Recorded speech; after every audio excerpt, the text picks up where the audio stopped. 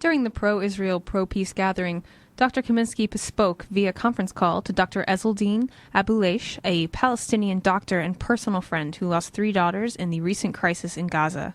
Dr. Kaminski explains how he met Dr. Abouleish and some shared visions they had about an Israeli-Palestinian hospital. I was in San Francisco. He came to give a talk at some health conference, women's health conference. And somehow somebody gave him my phone number, and we sort of became friends. He gave a very interesting, very depressing talk about child mortality and maternal mortality in Gaza. But what was very powerful for him, again, this was more of a scientific meeting, but when people asked him, okay, so what do you do about it? You know, we heard these things, we heard it from every country in the third world, right? And he said, no, we're different. And then he showed the slide, which had basically the flags of Israel and Palestine. He said, we have a very developed neighbor to the north of us, Israel. So for us, actually improving the health conditions, if there's peace, should be very easy. You know, we need training, but it's not like you need to go to the jungles of some place. You know, Gaza is very condensed. You know, you could do a lot of preventive health very quickly. He wanted, at that time, his vision was to open sort of a health center in the crossing between southern Israel and northern Gaza.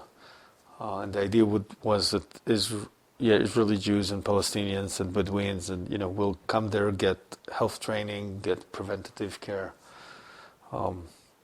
get their hearts close to each other. That was his vision. Currently, it's impossible. The whole Erez crossing used to be a very, very lively area in which there was a lot of movement of workers into Israel and shipments to Gaza. And now nothing is moving. Part of it is Israel's security concerns, but the majority is basically the siege. So I doubt that this could be done. I think the other thing that actually it's happened. So Israel opened a mobile clinic on the Erez crossing 2 weeks ago. And basically they closed it because nobody showed up. And I can understand why. I think, you've been bombed yesterday. You're not going to just play into the PR trick. If they really need you, if they need surgery, they'll go to an Israeli hospital. But I think they really felt that this was a cynical type of aid. There is a number of Palestinians who are now hospitalized in Israeli hospitals. And of course Izzeddin's daughter, the one that got wounded, is hospitalized in Israel, and she's doing much better. So they saved her eye, and they're now doing all kind of extremely innovative surgery on her hands. Finally, Dr. Kaminski shares his sense of optimism about the current situation. So one is, I'm a physician, so physicians are always illogically optimistic, right? Because the truth is everybody's going to die, right? But we still work and try to add a few more weeks to people. So, and really, again, my political views come out of my biological and medical views. So I know that people live, from 50, if they're lucky, to 100 years somewhere.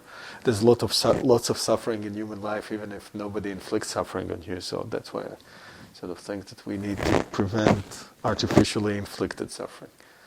And that people should have the years that they have on the planet to live, free of, oppression, intimidation, and what have you. So that's one thing. So, by nature, optimistic. I think this war may be actually a shift point. And I think that we will recognize this maybe later, because I think this is the first war that, although the Jewish communities expressed significant support toward Israel, there has been a shift in public opinion. I think that what people saw on TV were almost unacceptable.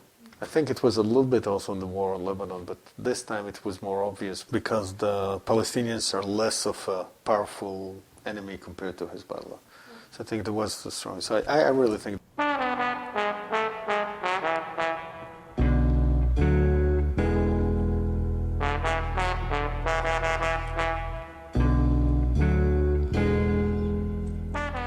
Thanks Thanks for tuning in to Rustbelt Radio here on WRCT Pittsburgh, WPTS Pittsburgh, WNJR Washington, and WIUP Indiana.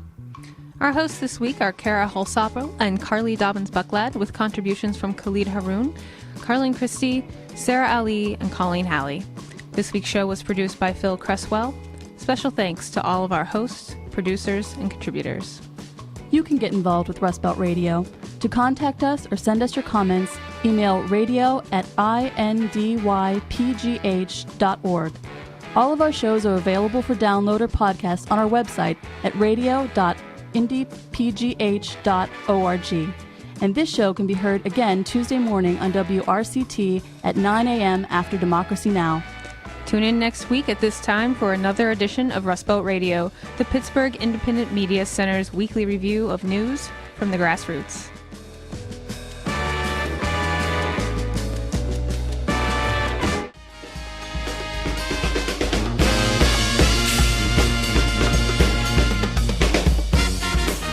Support for Rustbelt Radio comes from a Sprout Fund Seed Award.